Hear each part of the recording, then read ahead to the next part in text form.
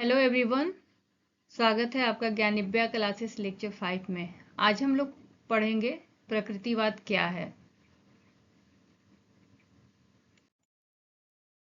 प्रकृतिवाद यह शुद्ध रूप से वैज्ञानिक विचारधारा पर केंद्रित विचार है या फिर इसे दर्शन कहते हैं। दर्शन है।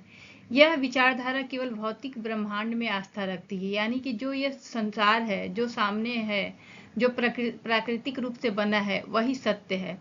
यह अध्यात्म को किसी भी प्रकार का कोई महत्व नहीं देती। प्रकृतिवाद शब्द में प्रकृति को ही मूल तत्व माना गया है। यह अलौकिक और परलौकिक न मानकर प्रकृति को ही पूर्ण वास्तविकता स्वीकार करता है। इस दर्शन के अनुसार प्रत्येक वस्तु प्रकृति से जन्म लेती है और फिर उसी में विलीन हो जाती है। प्रकृतिवादी इंद्रियां अनुभूति ज्ञान को ही सच्चा मानते हैं। मतलब आपके अनुभव से आप जो प्रत्यक्ष देख रहे हैं वही ज्ञान है, तथा उसके अनुसार सच्चे ज्ञान की प्राप्ति के लिए मनुष्य को स्वयं निरीक्षण परीक्षण करना चाहिए। प्रकृतिवाद के अनुसार सृष्टि में प्रकृति या पदार्थ की अतिरिक्त कोई अन्य सत्य नहीं है। यह प्रकृति को ही पूर्ण शक्तिमान मानते हैं और उसी के नियमों तथा कार्यकरण संबंधों में विश्वास रखते हैं। प्रकृतिवाद मूल जो है प्रकृति को ही मूल तत्व मानता है। प्रकृतिवादियों के अनुसार सृष्टि में प्रकृति या पदार्थ में के अतिरिक्त कोई अन्य सत्ता नहीं है। वे प्रकृति को ही पूर्ण शक्ति मानते हैं और उसी के नियमों तथा कार्यकरण संबंध में विश्वास रखते हैं। उनका मत है कि प्रत्येक वस्तु प्रकृति से पैदा होती है, उसी में विलीन हो जाती है। प्रकृतिवादी आत्मा परमात्मा में भी विश्वास नहीं करते हैं।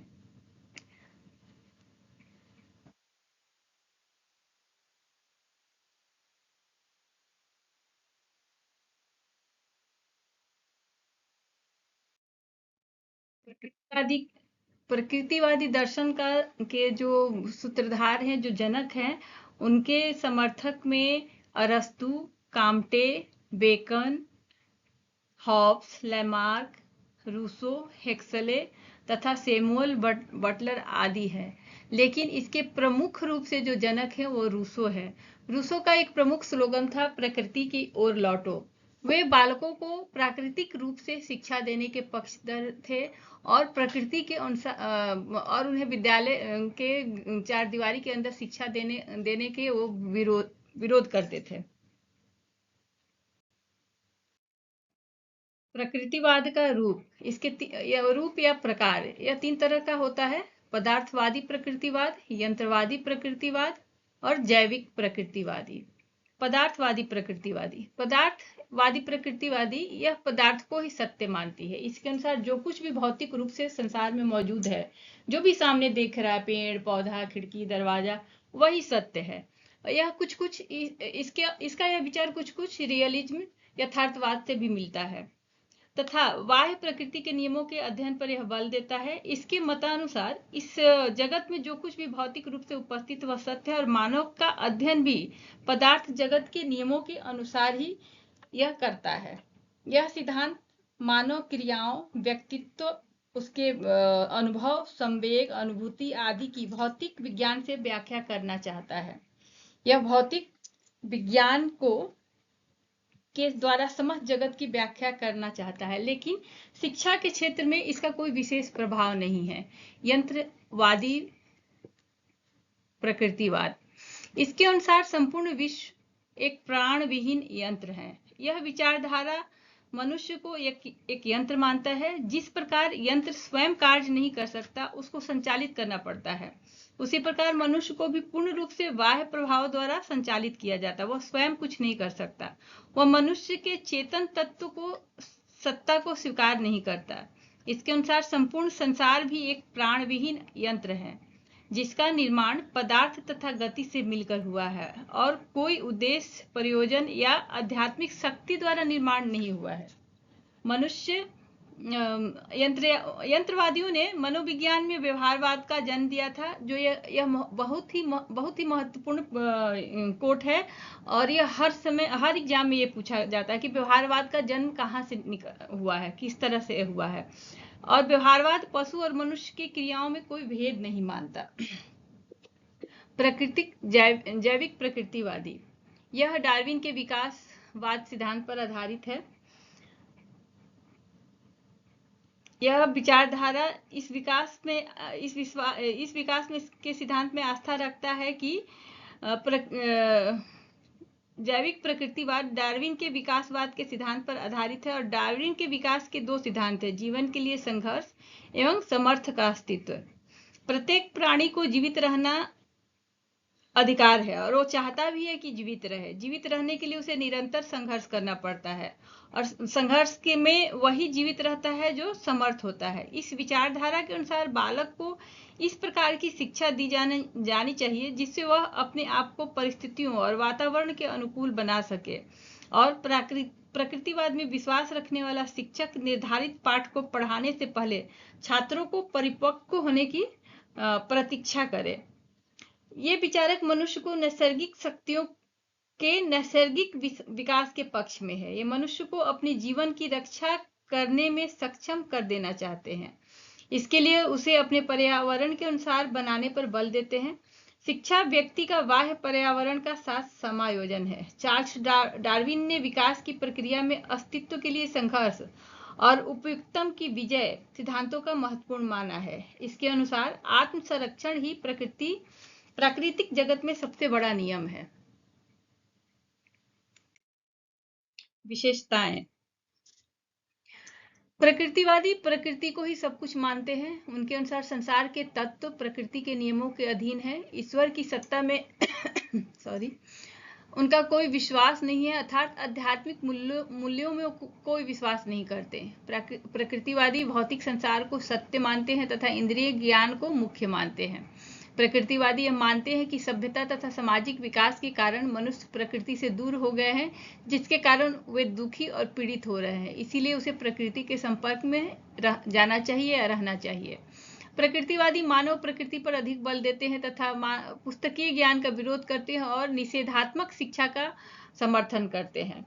निषेधात्मक शिक्षा से यहाँ तात्पर्य है इस जो निषेधात्मक शिक्षा का जो कॉन्सेप्ट था उसे रूसो ने दिया था। निषेधात्मक शिक्षा के अंतर्गत सत्य की शिक्षा न देकर असत्य से बचाने की शिक्षा दी जाती है तथा गुणों की शिक्षा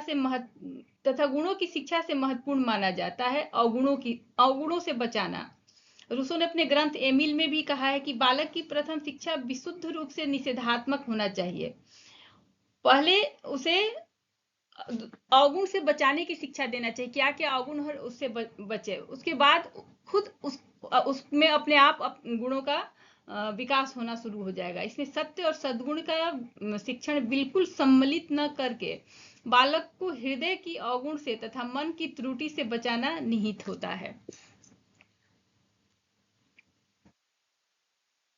और यह बालक पुस्तकीय ज्ञान से नहीं समझ सकते, तभी समझ सकते हैं जब वो खुद इसको समझे, झेले, खुद अनुभव करे और क्रियाओं के द्वारा समझे। और यह प्रकृति के पास जाने से ही उन्हें समझ में आ सकता है।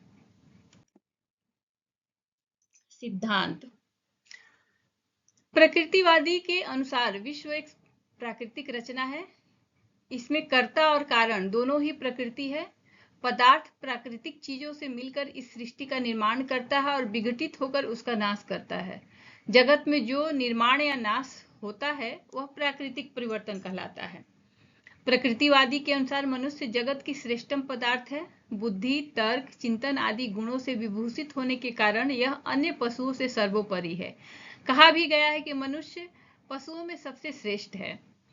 प्रकृतिवादी किसी आध्यात्मिक शक्ति में विश्वास नहीं करता। उसके अनुसार प्रकृति अपने नियमों के अनुसार कार्य करता है और आध्यात्मिक संसार मत एक कल्पना है ऐसा मानता है। उनका मानना है कि पदार्थ न कभी बनता है न इसका कभी नाश होता है। प्रकृतिवादी भौतिक जगत को सत्य मानते हैं। उनके अनुसार मानव जीवन का उद्देश्य सुखपूर्वक जीना है। इसके लिए वह जीवन में संघर्ष करता है और अपनी परिस्थितियों के अनुसार अनुकूल बनाकर भौतिक सुख प्राप्त करता है।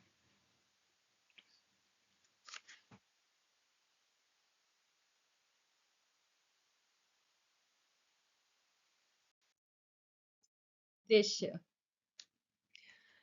प्रकृतिवादी ने शिक्षा के कई उद्देश्य बताए हैं।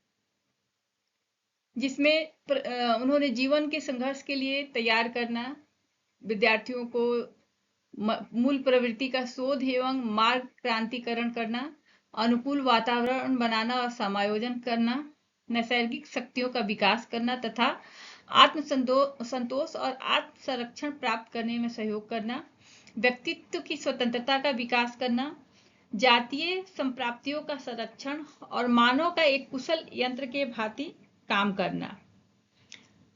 इसके अलावे प्रकृतिवादियों ने बाल केंद्रित शिक्षा पे बल दिया है, प्रकृति का अनुसरण का नारा दिया है, पुस्तकीय शिक्षा का विरोध किया है, बालक की स्वतंत्रता पर बल दिया है, बालक की योग्यताओं और क्षमताओं और रुचियों पर बल दिया है तथा इंद्रिय प्रशिक्षण पर बल दिया है। प्रकृतिवादी के अनुसार जीवन संघर्ष के लिए तैयार करना, विकासवादी सिद्धांत के प्रतिपादक प्रसिद्ध प्राणीशास्त्र डार्विन के अनुसार ने इस सिद्धांत को माना है और इसके अनुसार प्रत्येक प्राणी का अपना अस्तित्व बनाए रखने के लिए संघर्ष करना पड़ता है। अतः शिक्षा का महत्वपूर्ण उद्देश्य उस शक्ति का विकास करना होना चाहिए जिसके कारण वह जीवन का संघर्ष में सफल हो सके। उसके बाद है मूल प्रवृत्तियों का शोध एवं मार्गांतीकरण करना। इस सिद्धांत के सहमत है मैकडूगल। इन्होंने सुख दुख के सिद्धांत का भी दिया है। वह सुख दुख के प्राकृतिक प्रक्रिया का वो परिणाम मानते हैं और शिक्षा का उद्देश्य बालक को मूल प्रवृत्तियों का शोधन एवं उचित दिशा में मार्गांतीकरण करना है। उनका मानना है कि सुख और दुख बालक को शिक्षा देते हैं। सुख से भी बालक सीखता है और दुख आने भी बालक उससे बचने का उपाय सीखता है। अनुकूल वातावरण बनाना और समायोजन करना। प्रकृतिवादियों के अनुसार प्राणी अपने आप को, अपनी आदतों को और अपने शारीरिक ढांचों को अपनी वर्तमान परिस्थितियों के अनुकूल बनाने की शक्ति होना चाहिए। जीवन में सफलता प्राप्त करने के लिए विद्यार्थियों को उस वातावरण से समायोजन करना बहुत ही जरूरी है। इसलिए उन्हें वातावरण के अनुकूल समायोजन करने की भी शिक्षा देनी चाहिए। नैसर्गिक शक्तियों का विकास तथा आत्मसंतोष और आत्म संरक्षण का प्राप्त करने में सहयोग करना। शिक्षा का उद्देश्य बालक की मूल प्रवृत्ति और स्वाभाविक आवेगों का विकास करना है और इसके अलावा शिक्षा का उद्देश्य बालक के आत्म संरक्षण और आत्मसंतोष प्राप्त करने में सहायता देना है। व्यक्तित्व के स्वतंत्रता का विकास करना है। जो शिक्षा व्यक्ति के स्वतंत्र विकास में सहायक होगा वही वास्तविक शिक्षा होगी। जातीय संप्राप्तियों का संरक्षण करना। इस प्रकृतिवादी शिक्षा का मुख्य उद्देश्य सामाजिक तथा जातीय विरासत के रूप में जो संस्कृति मिली हुई है उसे पीढ़ी दर पीढ़ी एक दूसरे से तक पहुंचाना और उसे संरक्षित करना और मानव को एक कुशल यंत्र के भांति काम करना। यंत्रवादी प्रकृतिवादियों के अनुसार विश्व एक विराट यंत्र है तथा मानव इसका एक भाग है तथा स्वयं अपने में पूर्ण भी है। शिक्षा का उद्देश्य मानव के व्यवहार को इस प्रकार विकसित करना है जिससे वह कुशल यंत्र के भांति स्वयं कार्य कर सके। पाठ्यक्रम।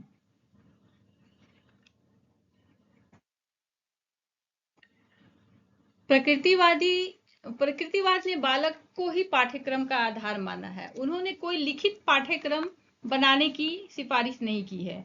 उनके अनुसार जो बालक है उनको आधार बना के ही पाठ्यक्रम बनाना चाहिए। उनके रुचि, उनकी प्रवृत्ति के अनुसार पाठ्यक्रम बनाना चाहिए। बालक क्या सीखना चाहते हैं, बालक क्या करना चाहते हैं, किसमें उनकी रुचि है, उसके आधार पे पाठ्यक्रम की तैयारी करना चाहिए। बालक के विकास की विभिन्न अवस्थाओं की आवश्यकता को पूरी कर सके ऐसा पाठ्यक्रम हो। सभी दार्शनिक है पाठ्यक्रम के बारे में सबने लगभग एक सा ही विचार दिया है। पाठ्यक्रम बालक की मूल प्रकृति, योग्यता, क्षमताओं और स्वभाव के अनुकूल होना चाहिए। विकास की अवस्था के अनुसार जैसे जैसे बालक की इन विशेषताओं में परिवर्तन आता है पाठ्यक्रम की सामग्री में भी वृद्धि और परिवर्तन किया जाना चाहिए।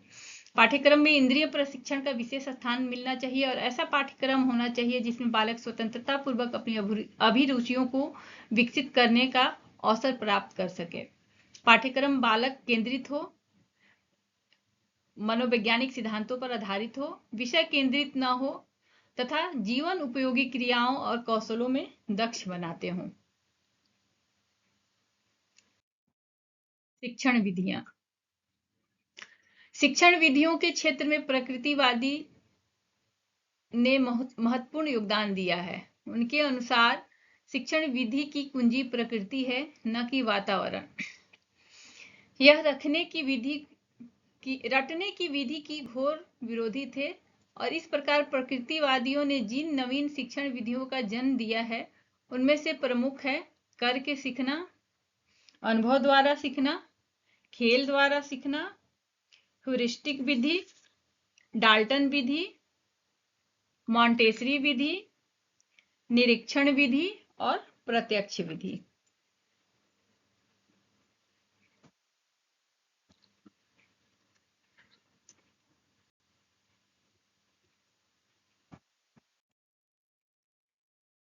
प्रकृतिवाद में शिक्षक और विद्यार्थी का स्थान। प्रकृतिवादी प्रकृति को ही सबसे उत्तम शिक्षक मानते हैं। प्रकृतिवाद में शिक्षक का कोई महत्वपूर्ण स्थान नहीं है। शिक्षक का कार्य केवल ऐसे वातावरण का निर्माण करना है जिसमें बालक स्वयं अपने अनुभव के द्वारा ज्ञान प्राप्त कर सके। शिक्षक को बालकों के समक्ष अपने आदर्शों को थोपने का प्रयत्न नहीं करना चाहिए, बल्कि उन्हें प्रकृति में रहकर स्वतंत्र विकास का अवसर देना चाहिए। और शिक्षक का काम है कि वो उन्हें दूर से निरीक्षण करते रहे और गाइड करते रहे। बालक स्वयं अनुभव से सीखता है। शिक्षक को एक सहायक होना चाहिए, बालक के स्वाभाविक विकास में मदद करना चाहिए। प्रकृतिवाद में विद्यार्थी ही शिक्षा का केंद्र है, शिक्षा का पाठ्यक्रम नहीं। अतः विद्यार्थी की प्रकृति, उसकी मूल प्रवृत्ति, रुचि, रुझान, योग्यता और आवश्यकताओं को पूरा ध्यान में रखते हुए बालक को वही सिखाना चाहिए जिसको सीखने में वह रुचि दिखाता है।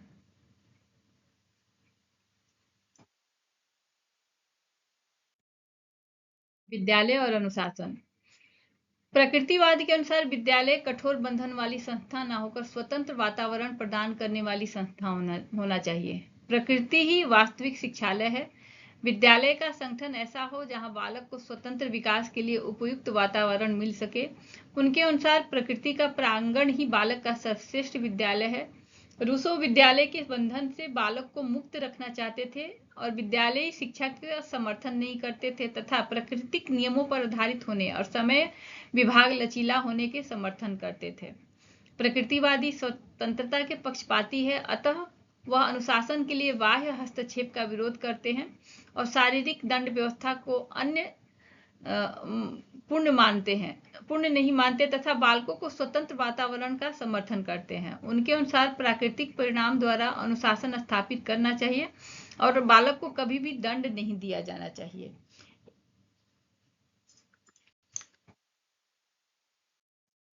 इस तरह प्रकृतिवादियों ने आधुनिक शिक्षा के क्षेत्र में बहुत अधिक प्रभाव डाला है। बाल मनोविज्ञान का महत्वपूर्ण स्थान दिया है तथा बाल केंद्रित शिक्षा पर बल दिया है, अनुभव पर बल दिया है, शारीरिक दंड को नकारा है तथा निषेधात्मक शिक्षा पर विशेष रूप से बल दिया है। खासकर यह शिक्षा रूसो द्वारा समर्थन किया गया है। भारत में यह शिक्षा रविंद्रनाथ टैगोर द्वारा समर्थित किया गया और उन्होंने तो विद्यार्थियों के लिए उन्होंने एक स्कूल बनाया है जो शांति निकेतन के नाम से जाना जाता है। वहाँ पे विद्यार्थियों को प्राकृतिक प्रांगण में ही खुले में शिक्षा दी जाती है और यह शिक्षा ठीक रूसो द्वारा समर्थित शिक्षा के अनुसार ही दी जाती है। अपने शिक्षण पद्धतियों के चलते प्रकृतिवाद अन्य दर्शनों की अपेक्षा सबसे अग्रणी रहा है। धन्यवाद। आज के लिए इतना ही। धन्यवाद।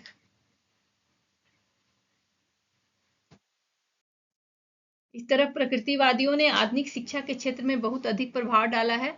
बाल मनोविज्ञान का महत्वपूर्ण स्थान दिया है तथा बाल केंद्रित शिक्षा पर बल दिया है, अनुभव पर बल दिया है, शारीरिक दंड को नकारा है तथा निषेधात्मक शिक्षा पर विशेष रूप से बल दिया है। खासकर यह शिक्षा रूसो द्वारा समर्थन किया गया है। भारत में यह शिक्षा रविंद्रनाथ टैगोर द्वारा समर्थित किया गया और उन्होंने तो विद्यार्थियों के लिए उन्होंने एक स्कूल बनाया है जो शांति निकेतन के नाम से जाना जाता है। वहाँ पे विद्यार्थियों को प्राकृतिक प्रांगण में ही खुले में शिक्षा दी जाती है और यह शिक्षा ठीक रूसो द्वारा समर्थित शिक्षा के अनुसार ही दी जाती है। अपने शिक्षण पद्धतियों के चलते प्रकृतिवाद अन्य दर्शनों की अपेक्षा सबसे अग्रणी रहा है। धन्यवाद। आज के लिए इतना ही। धन्यवाद।